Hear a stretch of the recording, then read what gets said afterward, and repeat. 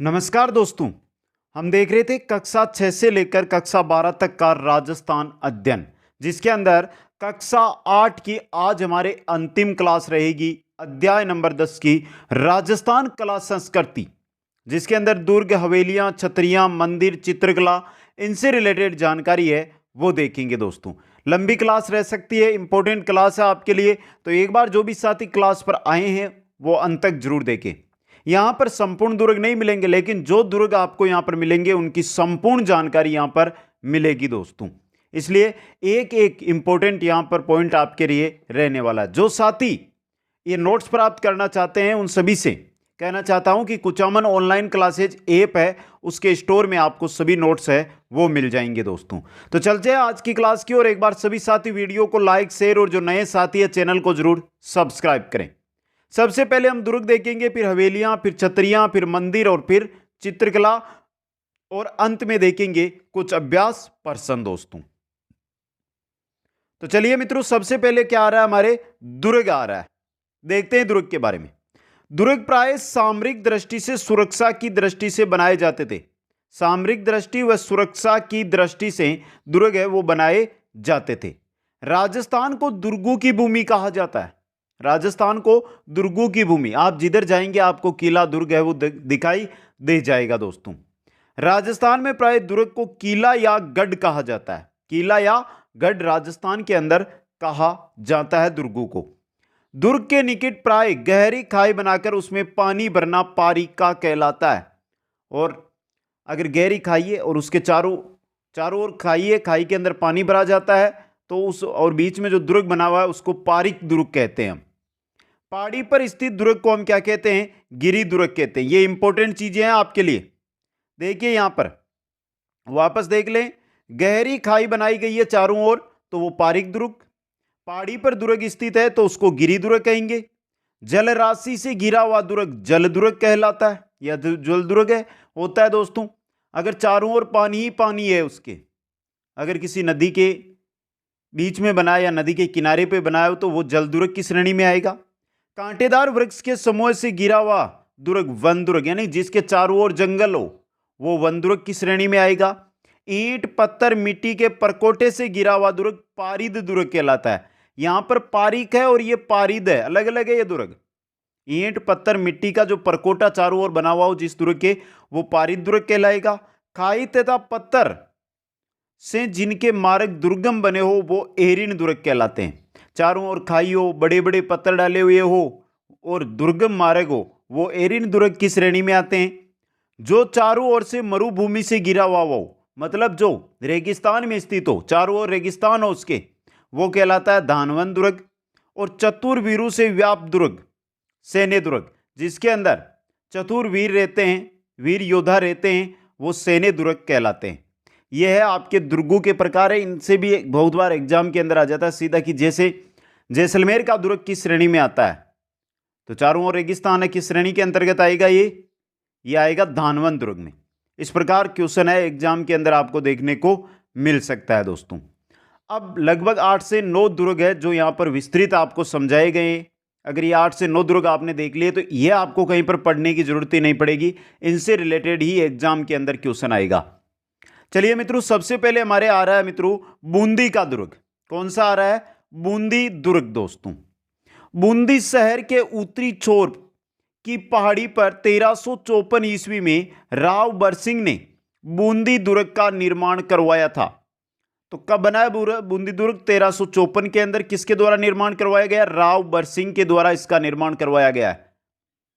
बूंदी दुर्ग में छत्रसाल महल, यंत्रशाला, बादल महल, अनिरुद्ध महल के भित्ति चित्र देखने को मिलते हैं। छत्रसाल महल है, यंत्रशाला है, बादल महल है, अनिरुद्ध महल है, ये महल वहां पर है और इनके अंदर जो भित्ति चित्र बने हुए हैं वो देखने को आपको मिलते हैं।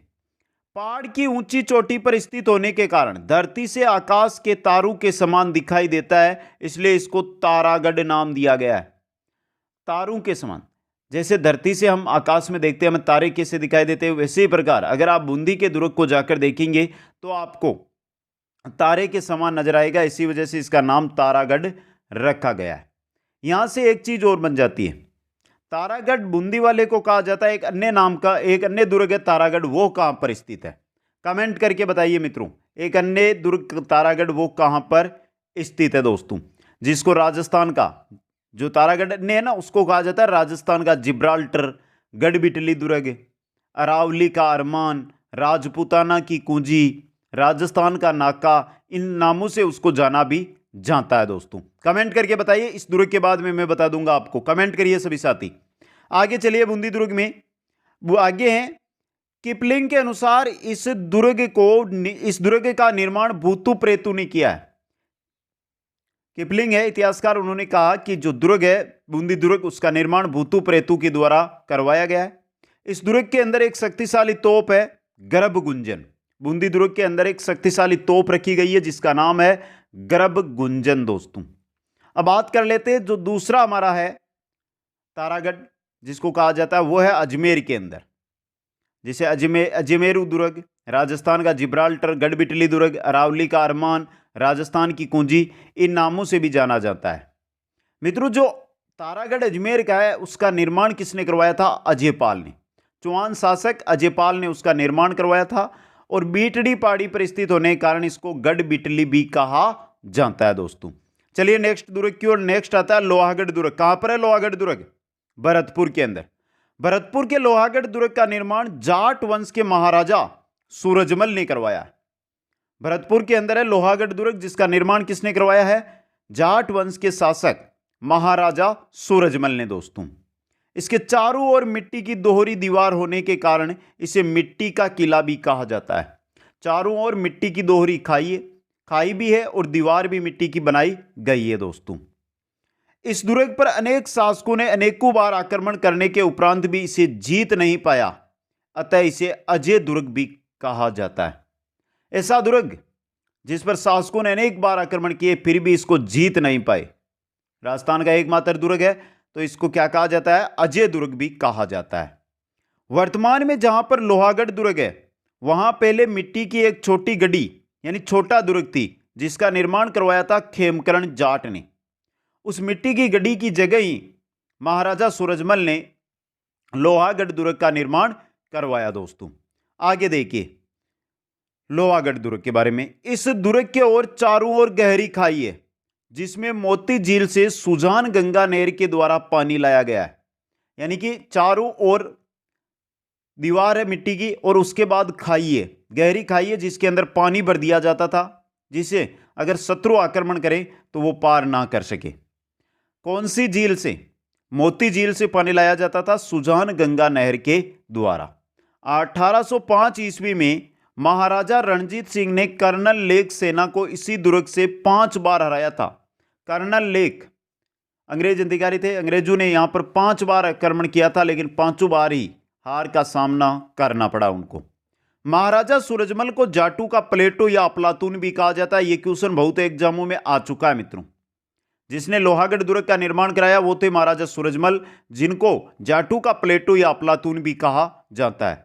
दुर्ग के उत्तरी द्वार पर लगे अष्टधातु के किवाड़ों को महाराजा जवाहर सिंह दिल्ली के लाल किले से उतार कर लाए थे।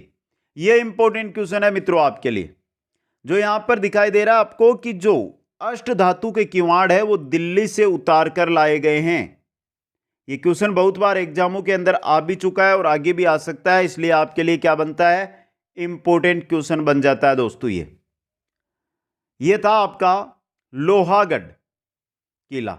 अब यहां से बहुत सारे साथियों का एक रहेगा कि सर ये जो अष्टधातु के किवाड़ है ये कहां से गए? ये जवाहर सिंह दिल्ली से लेकर आए थे। लेकिन मित्रों ये अष्टधातु के जो किवाड़ है ना, एक कहानी है सुन लीजिए। अष्टधातु के जो किवाड़ है दिल्ली से लाल किले से लेकर आए थे। ये जो किवाड़ है ये आपके चित्तौड़गढ़ दुर्ग के थे, चित्तौड़गढ़ किले के अंदर लगे हुए थे, जहां से कौन लेकर गया था? अलाउद्दीन खिलजी। अलाउद्दीन खिलजी दिल्ली लेकर गया और दिल्ली के अंदर है श्री फोर्ट यानी श्री का किला। अलाउद्दीन खिलजी ने श्री फोर्ट के अंदर लगा दिया और वहां से शाहजहां है उसने क्या कर दिया? इनको लाल किले के अंदर लगवाया और लाल किले में शाहजहां ने लगवाया। वहां से जवाहर सिंह कहां लेकर आ गए? भरतपुर लोहागढ़ दुर्ग के अंदर लेकर आ गए दोस्तों। आगे चलिए नेक्स्ट के अंदर, नेक्स्ट हमारा दुर्ग आता है रणथंबोर दुर्ग। देखिए रणथंबोर दुर्ग ऊंची पहाड़ी के शिखर पर दुर्गम व दुर्भेद्य दुर्ग है दोस्तों। इस दुर्ग का वास्तविक नाम है वो है रतपुर। रणथंबोर दुर्ग का वास्तविक नाम क्या है मित्रों? वो रणथंबोर जो दुर्ग है आपका, इसका वास्तविक नाम है रतपुर। सवाई माधोपुर के अंतर्गत आता है, सवाई माधोपुर जिले में स्थित है रणथंबोर दुर्ग। अबुल फजल ने इस दुर्ग को बख्तरबंद दुर्ग बताया है। किसने? अबुल फजल ने इस दुर्ग को बख्तरबंद दुर्ग बताया है। इस दुर्ग का निर्माण 994 ईस्वी में रणथंबन देव ने किया। जो रणथंबोर दुर्ग है इसका निर्माण किसने करवाया है? रणथंबन देव ने। और मित्रों यही दुर्ग है जिसको हमीर के आन बान शान का प्रतीक माना जाता है। हमीर देव चौहान की आन बान शान का प्रतीक रणथंबोर दुर्ग को ही माना जाता है। जलालुद्दीन खिलजी ने इस दुर्ग पर आक्रमण के बाद पराजित होने पर कहा कि ऐसे 10 किलों को मैं मुसलमान के एक बाल के बराबर भी नहीं समझता। तो यहां से बहुत क्वेश्चन बन जाते हैं और बहुत आए हैं मित्रों। असफल होने के बाद जब आक्रमण किया और असफल रहा, पराजित रहा, तो उसने कहा कि ऐसे 10 किलों को मैं मुसलमान के एक बाल के बराबर भी नहीं समझता हूं। किसने कहा? जलालुद्दीन खिलजी ने कहा दोस्तों। किस पर किया? रणथंबोर दुर्ग पर आक्रमण किया था दोस्तों। आगे चलिए, आगे देखते हैं इसके बारे में। 1301 में हमीर देव चौहान के समय यहां पर हुआ था पहला साका। कहां पर? 1301 के अंदर यहां पर पहला साका हुआ था। कहां पर? रणथंबोर दुर्ग के अंदर। उस समय आक्रमण किसने किया था? अलाउद्दीन खिलजी ने रणथंबोर दुर्ग पर उस समय आक्रमण किया था, अधिकार किया था और दुर्ग पर अधिकार भी कर लिया था दोस्तों। इस दुर्ग के अंदर नौलखा दरवाजा है, जोरा भोरा महल है, पुष्पक महल है, हमीर की कचहरी है, सुपारी महल है, जोगी महल है, हमीर महल वापस आ गया हमीर महल, जैत सिंह की 32 खम्भों की छतरी है, आदि प्रमुख दर्शनीय स्थल, यानी ये सभी है जो वहां पर स्थित है दोस्तों। इंपॉर्टेंट, जो 32 खंभों की छतरी है ना, ये जैत सिंह की 32 खंभों की छतरी, इसे राणा हमीर न्याय, यहां इसके पास बैठकर जो राणा हमीर है वो क्या करते थे? न्याय करते थे दोस्तों। इस वजह से इसी को क्या कहा जाता है? न्याय की छतरी। क्या कहा जाता है? न्याय की छतरी के नाम से भी इसको जाना जाता है। रणथंबोर दुर्ग के अंदर त्रिनेत्र गणेश जी का प्रसिद्ध मंदिर भी है। त्रिनेत्र गणेश जी का मंदिर रणथंबोर दुर्ग के अंदर स्थित है दोस्तों। वर्तमान में यह दुर्ग तथा आसपास का वन क्षेत्र रणथंबोर बाग परियोजना में शामिल है। रणथंबोर बाग परियोजना के अंतर्गत वर्तमान में यह दुर्ग आता है दोस्तों। यह था रणथंबोर दुर्ग। आगे आता है हमारे आगे चलने पर जालोर का किला या जालोर का दुर्ग। देखिए मित्रों, जालोर दुर्ग पश्चिमी राजस्थान में सोनगरा चौहानों के शौर्य का प्रतीक, अपनी प्राचीनता व सुदृढ़ता के लिए प्रसिद्ध है दोस्तों। जो जालोर दुर्ग है मित्रों, यह सोनगिरी पहाड़ी पर खड़े इस दुर्ग में 4 दरवाजे हैं। जो आपका जालोर दुर्ग है वो कहां पर है? सोनगिरी पहाड़ी है उस पर स्थित है और इसके 4 दरवाजे हैं दोस्तों। इस दुर्ग का निर्माण पर्तियार शासक नागभट्ट प्रथम ने करवाया था। जालोर दुर्ग का निर्माण पर्तियार नरेश नागभट्ट प्रथम ने करवाया था। इस दुर्ग को स्वर्णगिरी, कंचनगिरी, सोनलगढ़, जलालाबाद, जालंधर दुर्ग के नामों से भी जाना जाता है। यह अन्य नाम है, कंचनगिरी, स्वर्णगिरी, सोनलगढ़। यह स्वर्णगिरी और स्वर्णगिरी, एक तो यह है, एक यह आएगा आगे आपके स्वर्णगिरी। तो यह अंतर है मित्रों, इनमें अलग अलग है। यह दुर्ग याद रखना, यह जैसलमेर वाला है। सोनारगढ़, यह सोनलगढ़ है, वो सोनारगढ़ है, वो जैसलमेर वाला दोस्तों। एक क्वेश्चन इंपॉर्टेंट बनता है यहां से, जालोर दुर्ग है वो किस नदी के किनारे है? किस नदी के किनारे जालोर दुर्ग? नेक्स्ट दुर्ग देखने के बाद बताऊंगा आपको मैं, जालोर दुर्ग किस नदी के किनारे, आपको कमेंट करके बताना है। आगे चलिए मित्रों, आगे आता है हमारा चित्तौड़गढ़ दुर्ग। इसे राजस्थान का गौरव या गढ़ू का सिरमौर कहा जाता है। राजस्थान का गौरव या गढ़ू का सिरमौर, एक कहावत है चित्तौड़गढ़ के दुर्ग के बारे में, गढ़ तो गढ़ चित्तौड़गढ़ बाकी सब गढ़ैया। ये इंपॉर्टेंट है, ये क्वेश्चन में आई हुई है। चित्तौड़गढ़ दुर्ग मध्यमिका नगरी के पतन के बाद चित्रकूट पहाड़ी पर 7वीं सदी में मौर्य शासक चित्रांग या चित्रांगद निर्मित प्रसिद्ध दुर्ग है। तो चित्तौड़गढ़ जो दुर्ग है आपका, इसका निर्माण 7वीं सदी के अंदर मौर्य शासक चित्रांग या चित्रांगद के द्वारा करवाया गया था। यह राजस्थान का सबसे बड़ा क्या है, लिविंग पोर्ट है। राजस्थान का सबसे बड़ा लिविंग पोर्ट। यह क्वेश्चन भी बहुत इंपॉर्टेंट है। अब पहले देख ले, जालोर किला है, उसके किनारे पर कौन सी नदी है? जालोर किला है वो किस नदी के किनारे पर है? सूकड़ी नदी के किनारे पर स्थित है जालोर का किला। इंपॉर्टेंट क्वेश्चन आपके लिए बन सकता है। आगे देखिए चित्तौड़गढ़ किले के बारे में। राजस्थान का एकमात्र ऐसा दुर्ग है जहां खेती भी की जाती है। चित्तौड़गढ़ दुर्ग ऐसा दुर्ग है जहां पर खेती भी की जाती है दोस्तों। इंपॉर्टेंट है आपके लिए। इसका आकार व्हेल मछली के समान है। इंपॉर्टेंट चीज, जो आपका चित्तौड़गढ़ दुर्ग है, इसका आकार व्हेल मछली होती है उसके आकार का है। इस दुर्ग के भीतर आपको पद्मिनी महल, फतेह सागर महल, समधिदेश्वर मंदिर, कालिका माता मंदिर, तुलजा भवानी मंदिर, भीमलत कुंड, सरगार चौरी, सतबीस देवरी, यह सभी है जो इस मंदिर के अंदर स्थित है। विजय स्तंभ, जैन कीर्ति स्तंभ, सभी यहां पर है दोस्तों। दूसरी बात यहां पर करें तो मित्रों, इस महाराणा कुंभा ने इस दुर्ग के प्रवेश द्वार बनाकर इस दुर्ग में प्रमुख 7 द्वार है जो है बनवाए दोस्तों। अब देखिए वो 7 द्वार कौन कौन से हैं?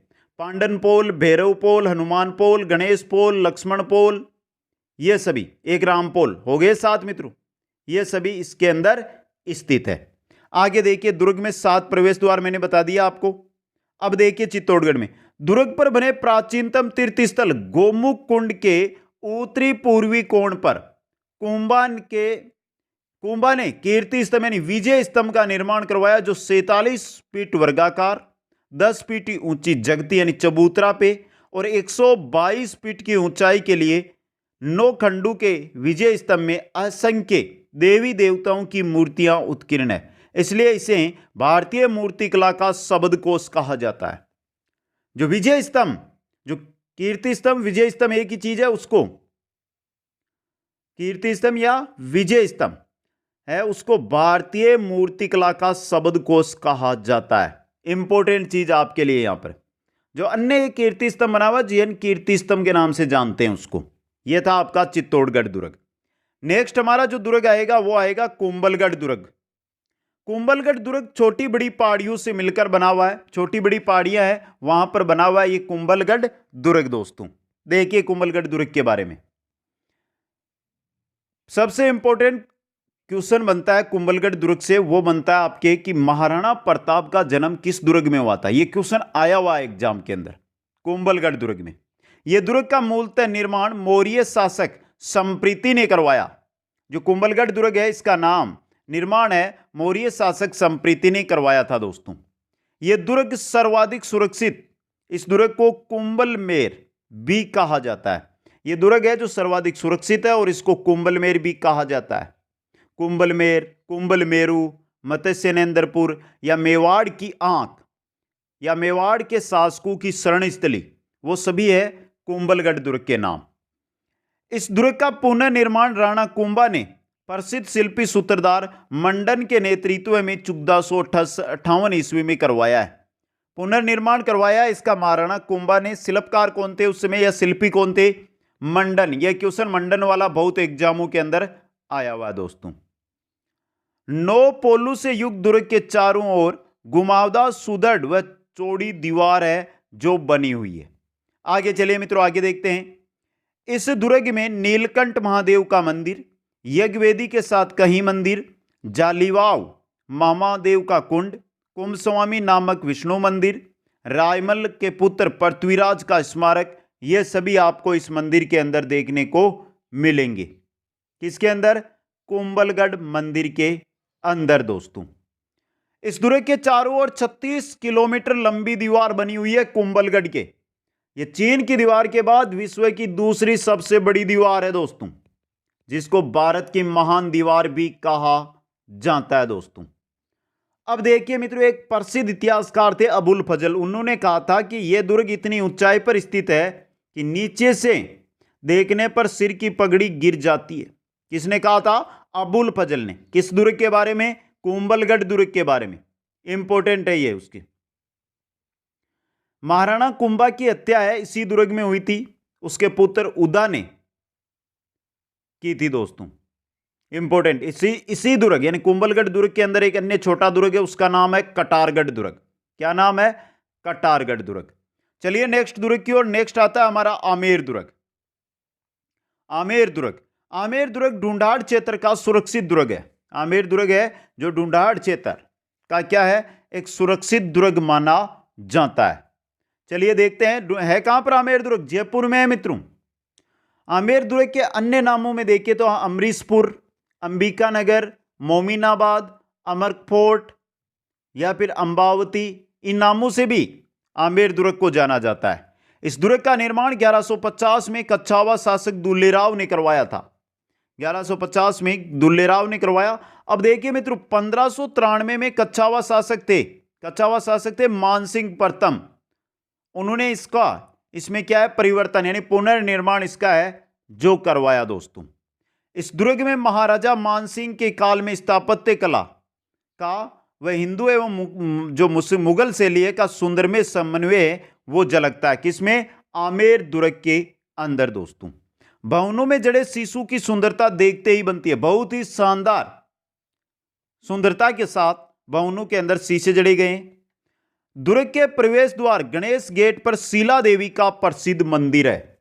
इसके अलावा मित्रों इसके अंदर क्या है, यश मंदिर है, जगत शिरोमणि का मंदिर है, इसके अंदर आपको देखने को मिलेगा। इंपॉर्टेंट, दिलाराम का बाग यहां पर है, यह भी इंपॉर्टेंट है दोस्तों। इतिहासकार थे फर्ग्यूसन, उन्होंने जो गणेश पोल है उसके बारे में कहा था। यहां पर पोल है गणेश पोल, जो गणेश गेट है ना, यह शीला देवी का प्रसिद्ध मंदिर है। तो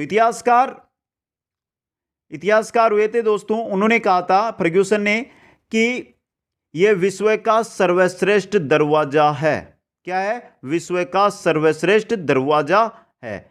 और बिशप हेबर है जिसने आमेर के जो महल है उनके बारे में कहा था कि मैंने क्रेमलिन में जो देखा, अलबर्मा के बारे में जो कुछ सुना, यह उससे भी बढ़कर यह महल है। कौन से? जो आमेर के महल है दोस्तों, उनके बारे में यह कहा दोस्तों। यह था आमेर दुर्ग। आगे चलते हैं, नेक्स्ट हमारा आता है गागरोन दुर्ग। देखिए मित्रों, गागरोन का दुर्ग प्रसिद्ध जल दुर्ग है जो झालावाड़ जिले के अंदर है। गागरोन दुर्ग कहां पर है? झालावाड़ जिले के अंदर है और प्रसिद्ध जल दुर्ग है दोस्तों। कौन सी नदियों पर है यह दुर्ग? दो नदियों, एक तो काली सिंध और दूसरी है आहू नदी। काली सिंध और आहू नदियों के संगम पर है। यह हिंदू मुस्लिम एकता का प्रतीक है, हिंदू मुस्लिम एकता का प्रतीक माना जाता है। गागरोन का किला उसको डोडगढ़ या धुलरगढ़ कहते हैं। यह क्वेश्चन आया हुआ है आपका, डोडगढ़ या दुलरगढ़ के नाम से इसको जाना जाता है दोस्तों, डोडगढ़ या दुलरगढ़ के नाम से। अन्य दुर्गों के अंदर कौन कौन से दुर्ग कहां कहां पर स्थित है देख लीजिए एक बार। अन्य दुर्गों में यह रहा, अन्य दुर्गों में जैसे जोधपुर का हो गया मेहरानगढ़ दुर्ग, बीकानेर का जो जूनागढ़ दुर्ग है जो रेगिस्तानी भूमि पर बने हुए हैं। इसी के अलावा इसी प्रकार जैसे जैसलमेर का सोनारगढ़ दुर्ग, यह भी आपका किस पर बना हुआ है? रेगिस्तानी भूमि पर है, रेतीली भूमि पर बना हुआ है। तीनों के तीनों दुर्ग है दानवन दुर्ग की श्रेणी में आएंगे। जैसलमेर का सोनारगढ़ दुर्ग है वो पीले बलुआ पत्थरों से बना होने के कारण सूरज की रोशनी पड़ने पर सोने जैसा चमकता है, इसीलिए इसे सोनार का किला, द गोल्डन फोर्ट भी कहा जाता है दोस्तों। किसको? जैसलमेर के दुर्ग को। इसके अलावा राजस्थान में स्थित कुछ मुख्य दुर्ग देखिए, अचलगढ़ है सिरोही के अंदर, जयगढ़ है जयपुर में, मांडलगढ़ है भीलवाड़ा में, बयाना दुर्ग है भरतपुर में, तिमनगढ़ है बयाना भरतपुर में तिमनगढ़, कुचामन किला है नागौर में, गागरोन का किला है झालावाड़ में, भैंसरोडगढ़ का किला है चित्तौड़गढ़ में, शेरगढ़ दुर्ग है बारां के अंदर। शेरगढ़ दुर्ग दो है मित्रों, एक धौलपुर एक बारां। जो बारां वाला है ना ये शेरगढ़ दुर्ग, इसको कोसवर्धन किला भी कहा जाता है। क्या कहा जाता है? कोसवर्धन। एक क्वेश्चन बताइए मित्रों आप, नाहरगढ़ दुर्ग है जयपुर के अंदर, उसका अन्य नाम, यह क्वेश्चन आया हुआ है। नाहरगढ़ दुर्ग को सुदर्शनगढ़ कहते हैं, जयपुर का मुकुट कहते हैं, जयपुर ध्वजगढ़ कहते हैं, महलू का दुर्ग कहते हैं, सुलक्षण दुर्ग कहते हैं। ये इंपॉर्टेंट क्वेश्चन आपके लिए बन सकते हैं। तो ये कक्षा 8 के अध्याय 10 के अंदर ये दुर्ग थे जिनके बारे में आपको जानकारी दी। वहां पर आपको दो दो लाइन लिखी हुई मिलेगी, लेकिन मेरी तरफ से मैंने सोचा कि कुछ ना कुछ अधिक दें जिससे आपकी तैयारी पूरी हो जाए दोस्तों। आगे हम चलेंगे तो आएंगे हमारे मंदिर, जिसके बारे में नॉर्मल जानकारी यहां पर आपको दी जाएगी, कौन सा मंदिर कहां पर है, और एग्जाम में भी यही पूछा जाता है। देखिए, पहले देखिए हम मेवाड़ के प्रमुख मंदिर। जगदीश मंदिर है उदयपुर के अंदर। शस्त्र बाहु मंदिर, सास बहु मंदिर है नागदा उदयपुर के अंदर। अंबिका माता मंदिर है जगत उदयपुर। श्रीनाथ जी का मंदिर है नाथ द्वारा राजसमंद में। ऋषभ देव का जैन मंदिर है उदयपुर के अंदर। श्री चार भुजानाथ मंदिर है गोडबोर राजसमंद के अंदर। तो यह आपका जो मेवाड़ का इलाका है उसके अंदर स्थित मंदिर है। इंपॉर्टेंट है, स्क्रीनशॉट ले लें इनका, क्योंकि तैयारी उसी अकॉर्डिंग करो, क्योंकि क्लास 6 से 12 तक का कोई सा भी एग्जाम हो आपका राजस्थान का, उसमें लगभग यहीं से क्वेश्चन पूछे जाते हैं और उसी अकॉर्डिंग हम तैयारी करवा रहे हैं। बात करें हम यहाँ पे मारवाड़ के मंदिरों की, तो मारवाड़ के मंदिरों में है देलवाड़ा के जैन मंदिर जो आबू पर्वत सिरोही पर है। रणकपुर जैन मंदिर है जो पाली में है। किराड़ू के मंदिर है बाड़मेर में। ओसिया के मंदिर है जोधपुर में। ये मुख्य मंदिर है जो आपके यहाँ पर दिए गए हैं दोस्तों। हाड़ौती के प्रमुख मंदिर देखिए, हिंदू मंदिर बारडोली राउतबाटा में है।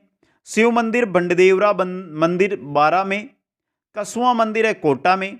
कमलेश्वर महादेव मंदिर है बूंदी में। सूर्य मंदिर है झालरापाटन झालावाड़ में। यह हाड़ौती के जो प्रमुख मंदिर है वो आपके सामने बच्चे हैं। शेखावाटी के मंदिर तो देख लीजिए, शेखावाटी के। आबानेरी मंदिर दौसा में। खाटू श्याम जी का मंदिर सिक्कर में। गोविंद देव जी का मंदिर जयपुर में। जीण माता का मंदिर रेवासा सिक्कर में। सालासर हनुमान जी का मंदिर सालासर चूरू के अंदर। यह मंदिर आपके शेखावाटी और जयपुर के प्रमुख मंदिर दोस्तों। आगे आती है हमारी मूर्ति कला। अब देखिए मूर्ति कला के बारे में क्या जानकारी दी गई है। शैव धर्म में प्रसिद्ध मूर्तियों मेष मूर्ति, अर्धनारीश्वर, उमा महेश्वर, हरिहर आदि प्रसिद्ध है शैव धर्म की मूर्तिकारों में। वैष्णव मूर्तियों में दशावतार, लक्ष्मी नारायण, गजलक्ष्मी, गरुड़ासीन, विष्णु मंदिर आदि मूर्तियां प्रसिद्ध है। शाक्त देवालयों में महिषासुर मर्दिनी की मूर्तियों की प्रधानता है।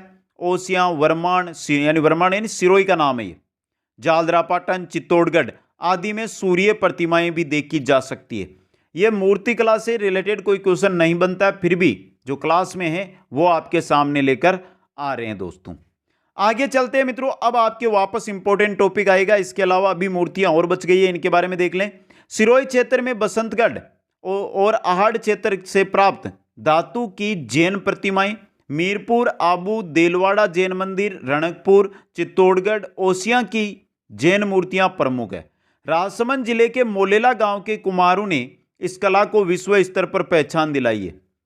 जो राजसमंद जिले के मोलेला गांव है वो मूर्तियों के लिए प्रसिद्ध है, और जो मूर्तियां वहां पर बनाई जाती है कुम्हारों के द्वारा मिट्टी की, ये मोलेला मूर्ति कला के नाम से जानी जाती है। और ये मोलेला मूर्ति कला है जो क्या है, विश्व विख्यात है। मिट्टी की मूर्तियों को आग में पकाकर बनाने की जो कला है उसको टेराकोटा कहा जाता है। मिट्टी की मूर्ति बनाई जाती है, फिर उसको क्या किया जाता है, आग में सेका जाता है, फिर जो मूर्ति बनती है उसको टेराकोटा मूर्ति के नाम से जानते हैं दोस्तों। अब चलते हैं राजस्थान की हवेलियों की ओर। एक भी हवेली नहीं छोड़ूंगा। नॉर्मल 4 या 3 हवेलियां दी रखी थी, लेकिन मैंने पूरी हवेलियां हैं वो आपके सामने रखूंगा, क्योंकि हवेलियों से क्वेश्चन एग्जाम में आता है। राजस्थान की हवेलियों के अंतर्गत जैसलमेर की सालिम सिंह की हवेली, नतमल की हवेली, पटवों की हवेली, नकाशी का अनुपम है। तो जैसलमेर में कौन कौन सी हवेलियां, सालिम सिंह की हवेली है, नतमल की हवेली है और पटवों की हवेली है। चूरू की हवेलियां देखिए, रामविलास गोयनका की हवेली, सुराणु की हवेली और मंत्रियों की हवेली। ये कहां पर है, चूरू के अंदर है। जयपुर के अंदर है पुरोहित की हवेली, चूर सिंह की हवेली, रत्नाकर भट्ट पुंडरिक की हवेली। पुरोहित की हवेली, चूर सिंह की हवेली, रत्नाकर भट्ट पुंडरिक की हवेली, यह है जयपुर के अंदर। बात करते हैं आगे चलकर हम उदयपुर की हवेलियों की। तो उदयपुर के अंदर मोहन सिंह की हवेली और बागोर की हवेली, मोहन सिंह जी की हवेली और बागोर की हवेली, यह उदयपुर में है। जोधपुर की हवेलियां देखिए, पुष्य हवेली, यह बहुत इंपॉर्टेंट है। पुष्य हवेली विश्व की एकमात्र पुष्य नक्षत्रों के अंदर, पुष्य जो नक्षत्र होते हैं उनके अंदर बनाई गई हवेली है पुष्य हवेली। राखी हवेली है, पाल हवेली है, पोखरण की हवेली है, बड़े मियाँ की हवेली है। ये जोधपुर की प्रसिद्ध हवेलियां हैं। सिक्कर की हवेलियों में देखिए गोयनका सेठों की हवेली रामगढ़ के अंदर, विनायियों की हवेली व पंसारी की हवेली श्री माधोपुर में। यह है सीकर की प्रसिद्ध हवेलियां। सबसे ज्यादा आपको मिलेगी झुंझुनू के अंदर। देखिए झुंझुनू के अंदर भगोरियों की हवेली जो है नवलगढ़ में, भगतू की हवेली है नवलगढ़ के अंदर, ईश्वरदास मोदी की हवेली, रामनाथ गोयना की हवेली, टिबड़ेवाल की हवेली यह है झुंझुनू के अंदर, सोने चांदी की हवेली यह है महनसर जगह है वहां पर, और पोदार की हवेली यह है नवलगढ़ में। कौन से गांव कौन से शहर में है जो झुंझुनू की हवेलियां, उनके आगे लिखा हुआ है दोस्तों। जैसे बघेरियों की हवेली है नवलगढ़ में, भगतों की हवेली है नवलगढ़ में, ईश्वरदास मोदी की हवेली, रामनाथ गोयनका की हवेली, टिबड़े लाल की हवेली ये सभी है झुंझुनू में, सोने चांदी की हवेली है मैनसर में, और पोदार की हवेली है नवलगढ़ के अंदर। बात करें टोंक की हवेलियों की तो टोंक में है सुनहरी कोटी की हवेली, बीकानेर की हवेली में है बच्छावतों की हवेली, यह बहुत इंपॉर्टेंट रहती है बीकानेर वाली, जो करण सिंह बच्छावत के द्वारा बनाई गई थी 1593 ईस्वी में। बड़े देवता की हवेली है कोटा के अंदर, और जालाओं की हवेली है वो बारा के अंदर है दोस्तों। ये राजस्थान की जो मुख्य हवेलियां थी वो आपके सामने मैंने रख दी है। आगे चलते हैं, हवेलियों से आगे आते हैं हमारे छत्रियां। नॉर्मल जानकारी है इसमें छत्रियों की। राजस्थान के शासकों, सामंतों या श्रेष्ठ वर्ग आदि ने अपने पूर्वजों की स्मृति में जो स्मारक बनवाए वे छत्रियां या देवल के नाम से जाने जाते हैं, जिनमें अलवर में मुंशी महारानी की छतरी, यह बहुत एग्जामों में आया है, रामगढ़ में सेठों की छतरी, गेटोर में ईश्वरी सिंह की छतरी, यह गेटोर वाली भी एग्जाम में आई हुई है, जोधपुर में जसवंतड़ा, उदयपुर में आयड़ व जैसलमेर में बड़ा बाग की छतरियां प्रसिद्ध है। यह भी इंपॉर्टेंट, उदयपुर में कहां की छतरियां, आयड़ की, जैसलमेर में बड़ा बाग की छतरियां, और जोधपुर में जसवंतड़ा जो शासक थे उनकी हवेलियां यहां पर बनाई गई है उस समय की। तो यह जगह है जो क्या है, प्रसिद्ध है दोस्तों।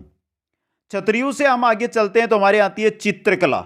देखिए चित्रकला के बारे में, चित्रकला के क्षेत्र में जयपुर अलवर के चित्रों में हरे रंग का प्रयोग, जयपुर और अलवर, बीकानेर, जोधपुर व बीकानेर के चित्रों के अंदर पीले रंग का प्रयोग, उदयपुर के चित्रों में लाल रंग का प्रयोग, कोटा के चित्रों में नीले रंग का प्रयोग, किशनगढ़ के क्षेत्रों में सफेद या गुलाबी रंग का, और बूंदी के चित्रों के अंदर सुनहरे रंगों का प्रयोग। तो देखिए जयपुर अलवर में है हरा, जोधपुर बीकानेर में पीला, उदयपुर में है लाल, कोटा में है नीला, किशनगढ़ में सफेद या गुलाबी, और बूंदी के अंदर सुनहरे रंग।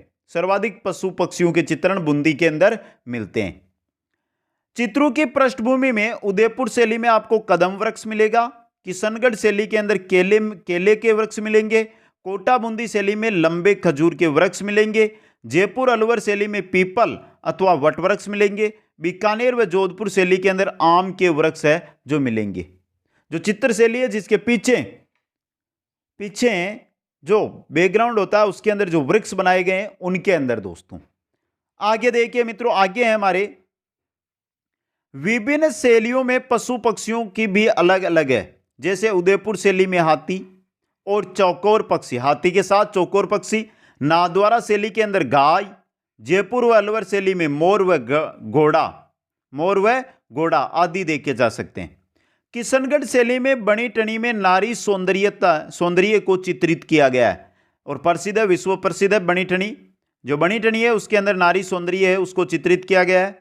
आमेर, जयपुर, बीकानेर और जोधपुर की शैली पर मुगल प्रभाव क्या है, अधिक झलकता है। आमेर, बीकानेर और जोधपुर पर दोस्तों।